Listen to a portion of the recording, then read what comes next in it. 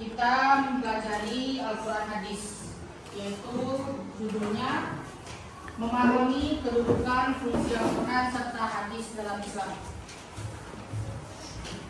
Kita masuk di bab yang pertama, yang hanya yaitu pengertian Al-Quran. Ada yang tahu pengertian Al-Quran? Angkat tangan. Kamu?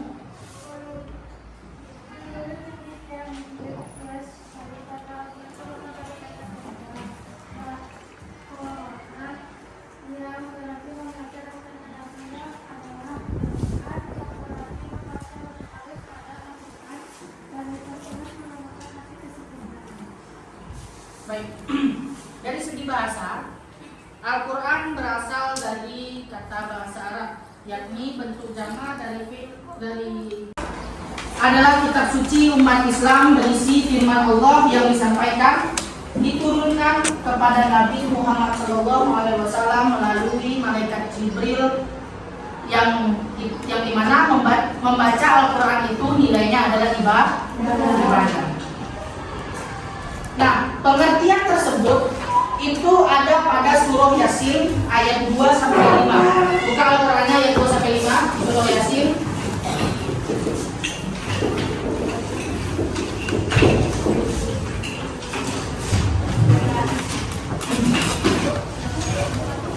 Surah Yasin ayat 2-5. Siapa yang mau bacakannya untuk saya dengan suara lantang? أعوذ بالله من الشيطان الرجيم بسم الله الرحمن الرحيم والقرآن الحكيم إنك لمن المرسلين على صراط مستقيم تنزيل العزيز الرحيم صدق الله العظيم. Ada yang mau bacakan yang untuk saya artinya? Ya. Demi Al-Quran yang kelima, sungguh engkau Muhammad adalah salah seorang dari Rasul yang berada di atas jalan yang lurus sebagai wahyu yang diturunkan oleh Allah yang Maha Perkasa, Maha Penyayang. Nah,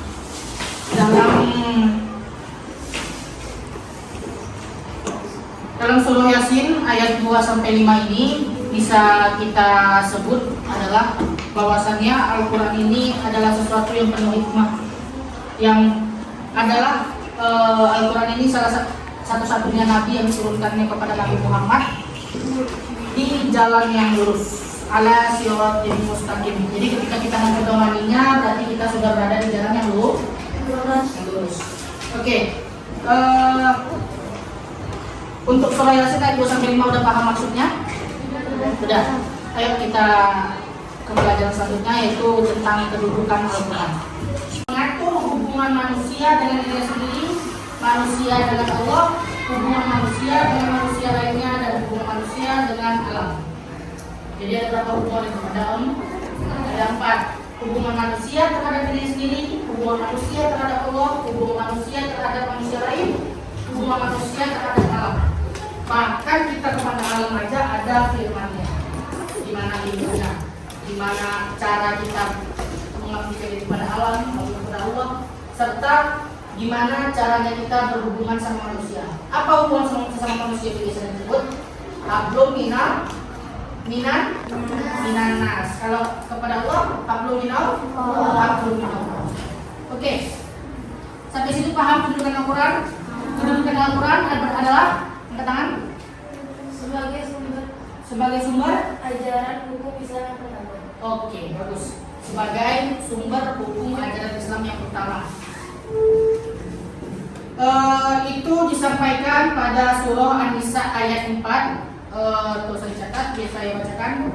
Artinya, wahai orang-orang yang beriman, taatilah Allah dan taatilah Rasul dan ulil amri, pemegang kekuasaan. Kemudian jika berbeda pendapat, maka kembalikanlah kepada Allah. Maksudnya itu dikembalikan kepada Al-Quran dan Rasul sunnahnya. Jika kamu beriman kepada Allah dan hari kemudian, yang demikian itu lebih utama dan lebih baik akibatnya.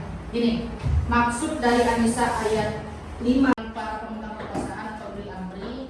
Contoh, kalian berbeda pendapat dengan saya, terus kalian berbeda pendapat sama teman kalian, itu kita kembalikan kepada Quran.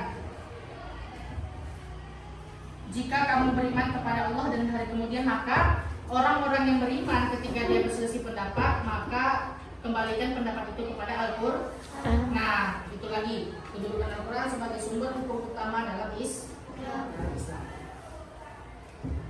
Kita lanjut ke pengertian hadis. Sampai sini kedudukan Al-Quran udah paham? Pengertian Al-Quran udah paham? Ada yang mau ditanyakan? Tidak? Oke, kita lanjut ke pengertian hadis. Ada yang tahu pengertian tangan kamu dari ujung tangan sampai ke siku? Wamsahu birusikum wa arjulakum ila ka'bain. Basuhlah kepala kamu dan basuhlah kakimu dari ujung kaki ke sampai mata kaki. Oke. Dalam hal ini Al-Quran hanya menyampaikan ada 4 cara wudhu. Betul ya?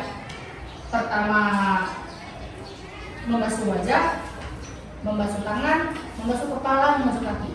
Ya kan? Nah, di sisi lain hadis itu ada yang menyampaikan cara wudhu itu dimulai dari niat, dimulai dari tangan, kumur-kumur, hidung, wajah, itu segala perbuatan Nabi. Tapi Nabi melakukan hal itu. Nabi kumur-kumur, Nabi membasuh hidungnya, Nabi membasuh wajahnya, Nabi tangan, kaki, kepala, telinga, serta kaki.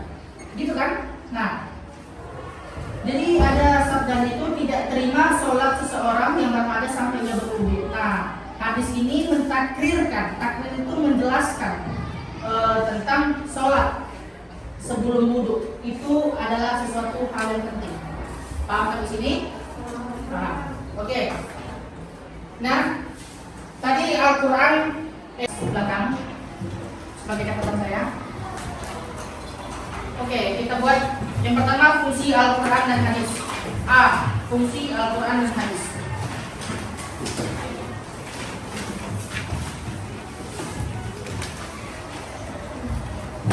Tetap direkam ya.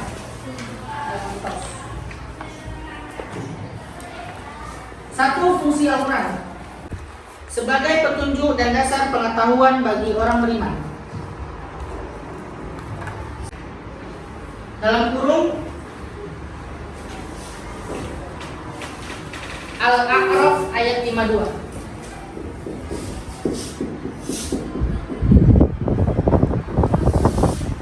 B.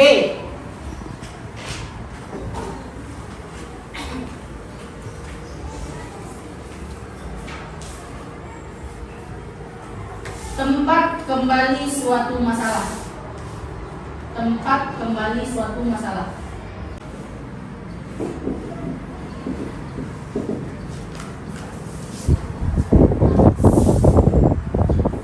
An-Nisa ayat 59. Hah? Iya, betul.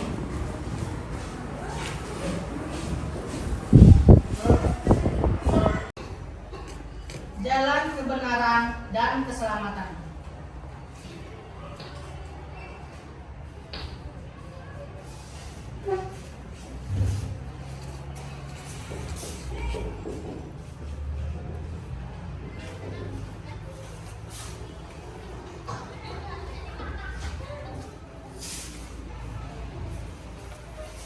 Dalam kurung Al-Maidah ayat 16.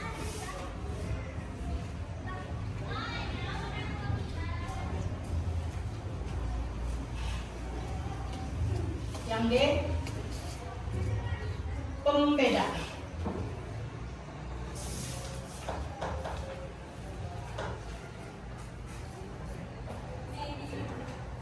Nih, tulis selanjutnya.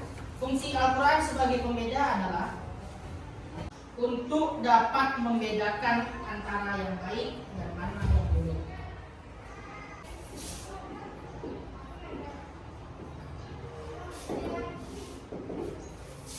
Dalam kurung Al-Furqan ayat 1. Yang E,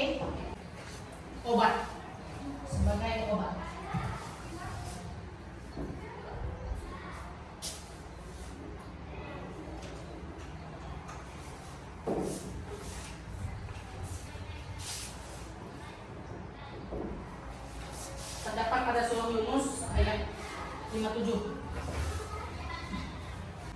Nomor 2, fungsi hadis. Yang A, memperjelas isi Al-Quran. B, menafsirkan isi Al-Quran. C, memberi kepastian hukum.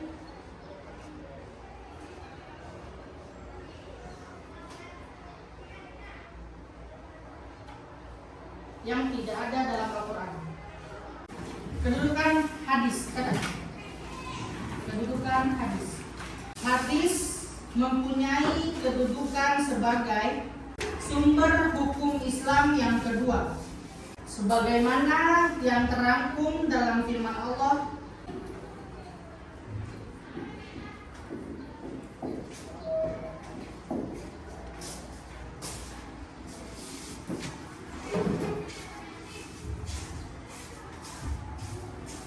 di surah An-Nisa ayat 80. Siapa yang mau membacakan surah An-Nisa ayat 80? Baca.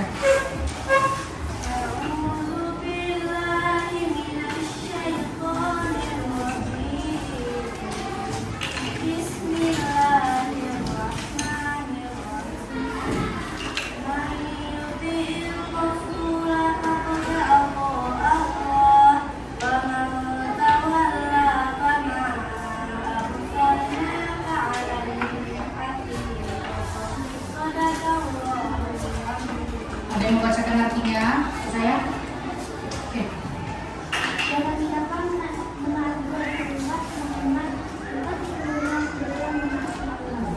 Dan barang siapa berpaling dari ketaatan maka kamilah kami tidak menyebut Muhammad untuk memberi kebenaran mereka. Ya. Di panggilan pertama sudah dibilang mayyuti'il Rasulullah faqad ata'a Allah. Siapa saja yang menaati Rasul Muhammad, maka sesungguhnya dia telah menaati Allah. Makanya tadi fungsi hadis sebagai hukum, sumber hukum yang kedua adalah kalau kita melaksanakan sunnahnya Nabi, berarti kita sudah taat kepada Allah. Dari uraian arti Al-Quran tersebut, hadis fungsinya itu sudah selayaknya sebagai muslim kita mengakui Al-Quran dan hadis untuk menjadi patokan hukum dalam hidup kita, dalam bermasyarakat, dalam bernegara, dalam berbangsa, serta dalam hal-hal lainnya. Maka kita juga harus melaksanakan Al-Quran dan hadis, melaksanakan apa yang diperintahkan Al-Quran dan mengerjakan sunnah-sunnah Nabi sesuai yang telah diajarkan oleh guru-guru kita. Sampai sini paham? Paham? Waktu telah selesai. Mungkin ini lazas. Assalamualaikum warahmatullahi